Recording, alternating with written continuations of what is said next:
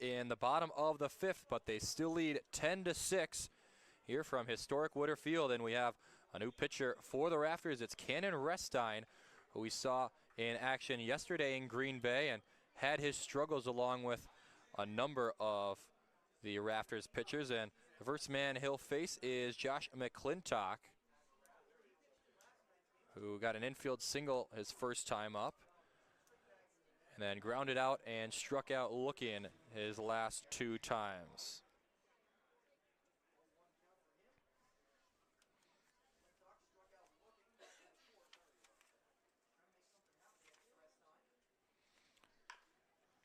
That one a chopper foul. Restine, a native of San Diego. He was at Southwestern Community College in California and then transferred to Rogers State, where he had limited action on his season. Just appeared 7 times. That one came out of the hand a little bit funky on the 0-2.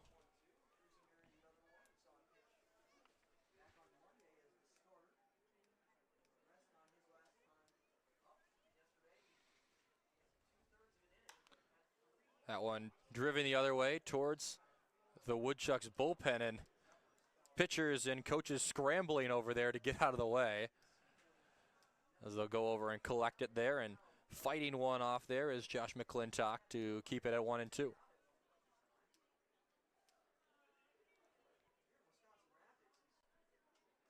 That one inside, and McClintock stays in the box and just wears it off the shoulder.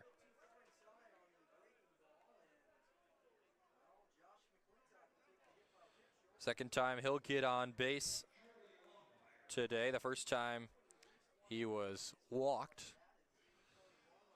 As the walks have been not as big of a problem for the Rafters so far tonight, but certainly have not been solved. As that's now the 7th walk / hit by base on ball / hit by pitch. As they throw over to look at McClintock at first, and he has to dive back in a hurry to get back in time, as Longmire, the purple ace at the University of Evansville, will come up. Has reached twice. He was also hit by a pitch and singled in the 3rd, and then flew out to Kobayashi in right in the 4th. McClintock takes his lead over at first.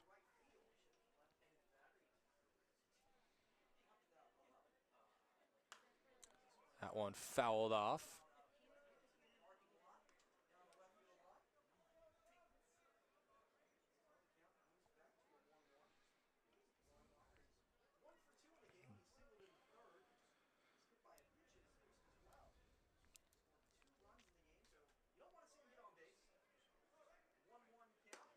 Outside, and a delayed steal there as a throw down is not in time.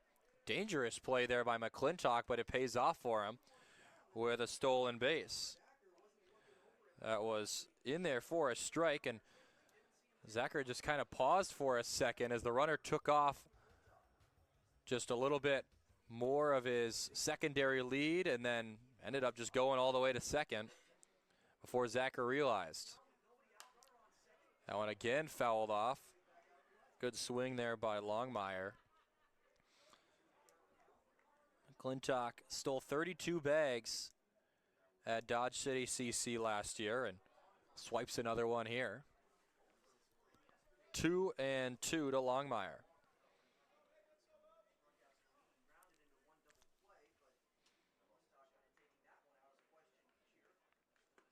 Outside, now a full count to the left fielder, Charlie Longmire. Had a couple nice defensive plays, including staying on his feet while slipping there, as we saw last inning, to make the fly out.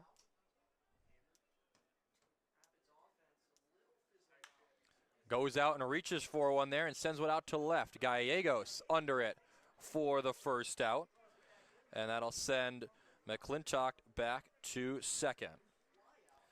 The Northwoods League is giving you the opportunity to play NWL Lucky 7 and win weekly cash prizes. It's available to U.S. residents 18 and older and invites fans to compete by making predictions on game outcomes, player performances, and other proposition picks all across the Northwoods League baseball and softball games. Weekly prizes include $500 for first place. Find out more at northwoodsleague.com by clicking the Gaming tab. So first out recorded of the night by Restine is an F7 from Longmire, and that'll bring up Dylan Schlotterback. As first pitch swinging, he'll lift one high out to center right as Kobayashi makes a running play. It looked like they were just a little bit of a miscommunication between Clayton and Kobayashi. Neither of them were after it immediately, and Kobayashi charges on and makes the play himself. In the meanwhile, the runner will advance to third, but him and Clayton both didn't seem like they knew where it was in the night sky, and Kobayashi diving onto the screen there to make the save there and make the play to steal a hit away from Schlotterback. So now 2 away for Nathan Ball, who's struck out a couple of times but did drive in a run on a sac fly in the third and has a runner 90 feet away in McClintock.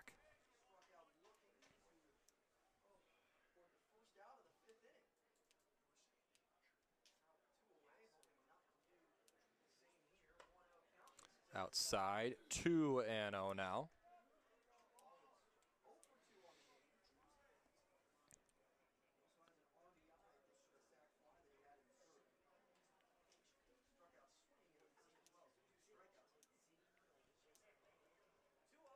That one bounces in, and Zacher barely able to get a piece of it with his glove to keep it within the batter's circle there and hold McClintock at third. It's now 3-0.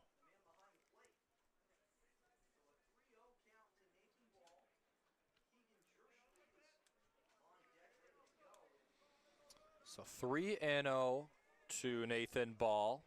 Restine will just try and deliver one in and get back in the count.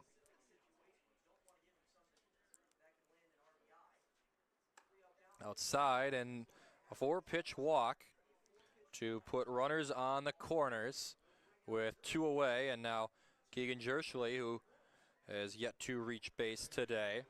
A couple of strikeouts and a fly out to right after his bullpen not active right now, as still just the 5th batter that Restine will have faced. Freshman from South Dakota State, Keegan Jerschley, will dig in and try and a little bit more. Tries to square around it, was nearly at his knees there. He's able to pull back and just allow it to be a ball. Now Ziggy will come out mid-AB and check on Restine. And the entire infield will come in as well. Still nobody going in the bullpen for the Rafters, so just a little bit of a check on Restine, make sure he's all right to finish off this inning.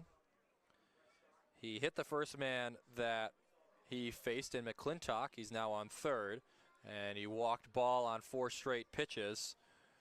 That's the man on first. Was able to retire a couple of batters in between.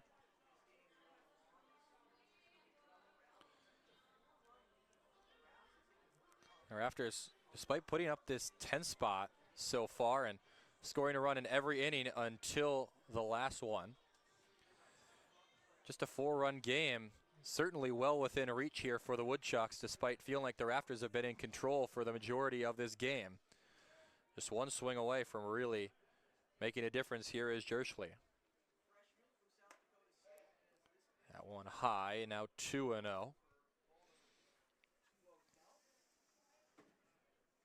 And Restine at Rogers State University, and in the limited time he didn't exactly have the season that he was hoping for after transferring to Division II Rogers from Southwestern CC.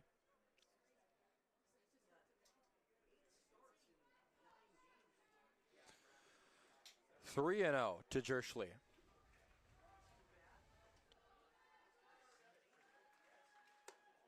That one inside, and another 4-pitch walk. That's now 8 straight balls pitched by Restine, as that'll load the bases and bring up Braden Mazzucato, as the fans pleading their affection for the Rafters with a Let's Go Rafters chant.